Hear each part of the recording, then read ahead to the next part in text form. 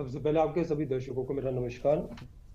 मैं अपनी बात को इस चीज से कहना चाहूंगा कि आप जो भाजपा पूरा इतने कई दिनों से जो एक भ्रम फैलाने की कोशिश कर रही थी, एक नैरेटिव गढ़ने की कोशिश कर रही थी, उसको किस प्रकार से एक इंटरव्यू में शैलजा जी ने उन तमाम भाजपाइयों को किस प्रकार से एक उनके मुंह पे एक चमाटा मारने का काम किया है, वो आप देख सकते हैं। उन्होंने स्पष्ट कह दिया है कि जिस प्रकार से उनके पिता जो थे वो कांग्रेस के तिरंगे में गए थे, उसी प्रकार से शैलजा जी भी अंतिम सांस तक वो कांग्रेस के में ही रहेंगी और कांग्रेस के तिरंगे में ही जाएंगी। इससे उन्होंने स्पष्ट कर दिया कि जो वो अपने मंसूबे वो चाहते थे, वो अपनी एक नैरेटिव गढ़ने की कोशिश कर रहे थे, वो सफल नहीं होने वाला है।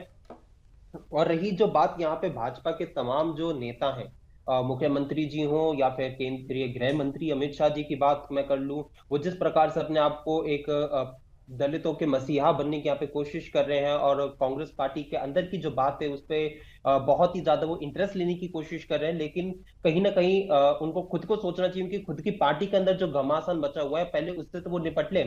यहाँ पे केंद्रीय गृह मंत्री अमित शाह जी आते हैं रैली में, वो कहते हैं कि हमारे भैया एक ही मुख्यमंत्री है नायब सिंह सैनी जी, और उसके 24 घंटे बाद ही अनिल विज जी एक प्रेस कॉन्फ्रेंस करके कहते हैं कि भैया मैं सबसे ज्यादा सीनियर हूं, मैं भी मुख्यमंत्री का दावेदार हूं। उसके थोड़ी देर बाद, एक हफ्ते बाद ही राव इंद्रजीत जी भी कहते हैं कि भैया मैं भी मुख्यमंत्री पद का दावेदार हूँ। जो तमाम इनके नेता हैं किस प्रकार से वो भी अपनी यहाँ पे खींचतान जो कर रहे हैं, क्या उनको एक दूसरे का अपना दर्द नहीं दिखाई दे रहा? क्या वत्स उनको साहब, अनिल विज जी का ये दर्द नहीं मसला दिखाई दे मसला रहा? ये नहीं है कि मुख्यमंत्री पद का दावेदार सबको ही घोषित कर रहा है। ये सबको हक है और राजनीति में सब आते हैं पद पाने के लिए और सबकी इच्छा होती है, इसमें कुछ गलत नहीं है। लेकिन हम ये दलितों का अपमान, आपने कहा कि शैलजा कुमारी शैलजा ने कहा है कि तिरंगे में लिपट के ही जाएगी और कांग्रेस नहीं छोड़ेंगे, अच्छी बात है। अशोक तंवर भी यही बात कर रहे थे, लेकिन उन्हें मार पीट करके बाहर कर दिया गया।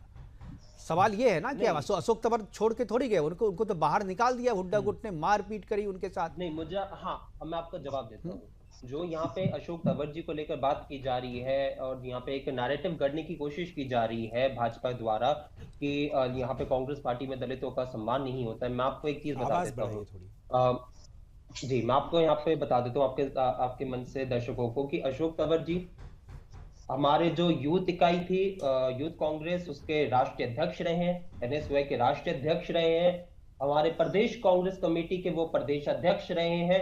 अब आप इसके बाद मुझे आप बता दीजिए क्या आप चाहते हैं, हम उनको कौन सा मान सम्मान नहीं दिया है? इतने बड़े पदों पर अगर कोई सम्मान रहता है, देने कोई दिया तो व्यक्ति, वो तो उससे आप इनकार नहीं है। सुन तो लीजिए, मारपीट नहीं आपने सुनिए करी, सुनिए ये भी सुनिए, तो मेरी बात बताइए। मेरे को पूरा तो बोल, खेमचंद मेरे शर्मा बोलने तो दीजिए, जी मेरे ठीक को है, पहले बोलने दीजिए एक बार। ठीक है, ठीक है। कुमारी शैलजा जी की अगर मैं बात बताऊं, कुमारी शैलजा जी वो केंद्रीय मंत्री रही हैं। कुमारी शैलजा जी आज कांग्रेस महासचिव है, वो प्रदेश के अध्यक्ष रही है। किस प्रकार से उनको आज भी कांग्रेस पार्टी में मान सम्मान मिलता है और ये उन्होंने बताया, तमाम मंचों से उन्होंने बोला है। तो आप मुझे एक चीज बताइए, कौन सा मान सम्मान नहीं मिलता है? और भाजपा में किस प्रकार से आज उनके खुद के कार्यकर्ताओं को मान सम्मान नहीं मिल रहा है, इसके जो है तमाम उनके नेता बोल रहे हैं। चाहे वो बात तो महेंद्रगढ़ से जो थे उनके पूर्व के नेता रामविलास शर्मा जी, वो कह रहे थे कि मैं भैया इतने बड़े उस पे रहा हूं, जब पार्टी का कोई झंडा नहीं उठाता तब मैंने तब झंडा उठाया है, ऐसे बीच में मेरी खुद की टिकट काट दी इन्होंने। किस प्रकार से यहाँ पे इस्तीफों का इनके पार्टी में दौर चल रहा है। तो यहाँ पे किस प्रकार से, पहले अपना खुद का घमान सब तो रोक लीजिए। कांग्रेस पार्टी ने तो सदैव दलितों का सम्मान किया है। आज हमारे जो राष्ट्रीय अध्यक्ष है ठीक है, भारतीय चलिए, राष्ट्रीय आपने आपने कांग्रेस के, बोलिए, आज वे थोड़ा दलित थोड़ा है, खेमचंद भाजपा शर्मा जी में। सुनने कुछ